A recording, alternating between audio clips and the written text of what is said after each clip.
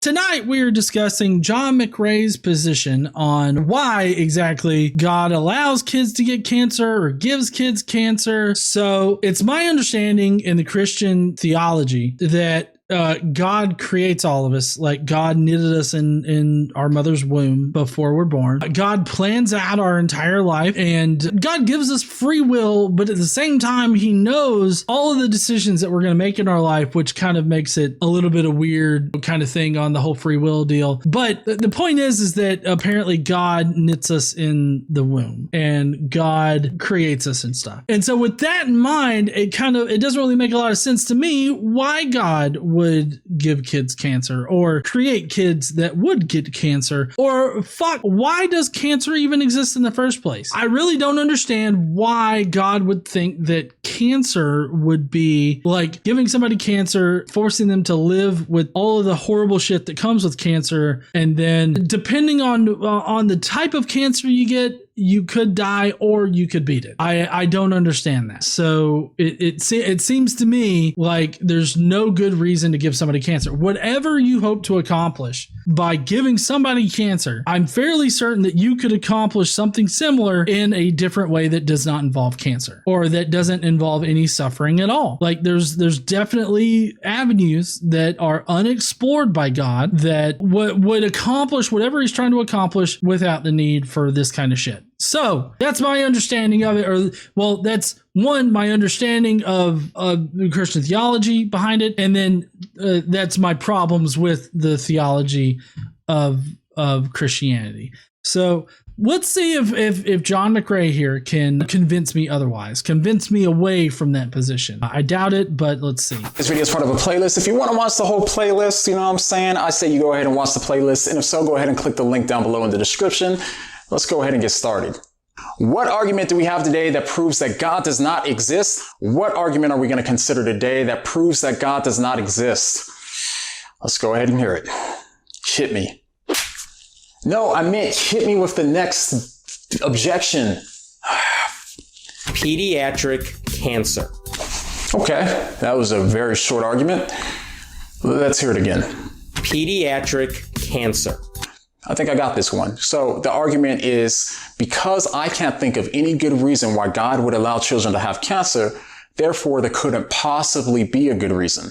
Is there a good reason to give kids cancer? I can't think of a good reason to give a child cancer. I get that McRae here is trying to suggest that there could be a good reason for a kid to get cancer, but anybody that's either known somebody that has had cancer or that has had cancer themselves or just has watched a movie about people with cancer would know that there is no good reason to give somebody cancer unless you're Wade Wilson, or to not prevent it if you can. There's no good reason not to prevent cancer. But as I was going, Wade Wilson, he had cancer riddling his body, and that forced him into his mutation, and that drove him insane and gave us Deadpool. I still think that you could have probably given Deadpool his mutant abilities without the need for cancer. So no, not even on the Deadpool argument could you really defend giving somebody cancer. It's one, a horrible way to live with cancer. Two, it's a horrible way to die because of cancer. Like, all of it's just fucking horrible. Oh, they must have done something to deserve it. Yep. That's got to be the answer, right, hun?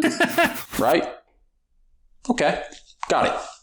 Now, believe it or not, and I'm genuine when I say this video is actually a breath of fresh air. And the reason I say so is because the last two videos that I did in this series were not clear at all. It was pretty hard to see how it led to, therefore, God does not exist. But in this video, it's a lot easier to understand. The argument is basically, because God allows children to have cancer, therefore God does not exist. As usual, and because I'm somewhat of a nice guy, somewhat of a nice guy, then I'm going to go ahead and make this argument better than it actually is in its current form. The argument in its strongest form that I'm aware of would be something like, if God exists and he's all loving, then he wouldn't allow bad things to happen to innocent children.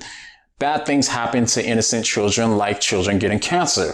Therefore, God cannot exist. This argument right here is an argument specifically against any omnibenevolent God. And most often, people of the Abrahamic faith, they claim that their God is omnibenevolent. And so that's what this argument is against. Most people are confronted with either Christianity or Islam or some Abrahamic type of religion. So therefore, I mean, that's generally what people associate it with. So most people are going to sit there and assume an Abrahamic God. So that's why they would probably say, well, God doesn't exist. Technically, what they're saying is that the Abrahamic God doesn't exist. And I would agree that the problem of suffering is a pretty big problem for Christian theology and versions of the Abrahamic God in general. So McRae is expanding upon the pediatric cancer point that Hemant Mehta was making. I really should have looked up the original video from Hemant Mehta. It was a long time ago. These three guys, I think, Jon McCray, Cameron Bertuzzi, and Mike Winger,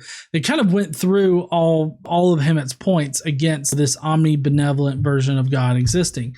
I don't think that this argument, the problem of suffering, works for every single idea about God, because obviously if you're not claiming that your God is omnibenevolent, this argument's not going to mean anything. You can have a God and he be an asshole and cause suffering all over the world, right? This is obviously very specific to the omnibenevolent theistic type of God.